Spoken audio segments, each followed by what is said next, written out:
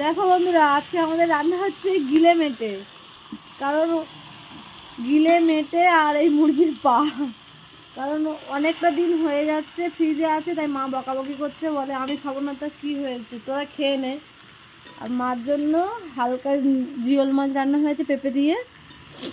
আর মা তো ওই মাছ রান্না হলেও মা খেতে পারে না, মা খেতে চায় না, দই দিয়েই ভাত খায় বেশিরভাগ। তা বলে এতদিন হয়ে যাচ্ছে আমি খাবো না, তো কী হয়েছে, আমি তো সেই খাই না, তোরা খা। আজকে রান্না করছি। আর আগের চেয়ে মা একটু ভালো আছে অনেকটা, মানে সবে সবে সবে কেমো নিয়ে আসলে তো একটু অনেকটা দুর্বল হয়, তার তুলনায় মা আজকে একটু ভালো আছে। তো তোমরা হচ্ছে সবাই আমাদের মা নিয়ে ভগবানের কাছে ডাকো, মা বড় মার কাছে ডাকো, যে মা যেন আরও সুস্থ হয়ে যায়, খুব তাড়াতাড়ি ফের ক্যামেরার সামনে যেন মা আসতে পারে। মা বলে আমি অনেকটা শরীর খারাপ, তো আমি যাবো না বাবা, তোরা ভিডিও কর, আমার খুব কষ্ট হচ্ছে।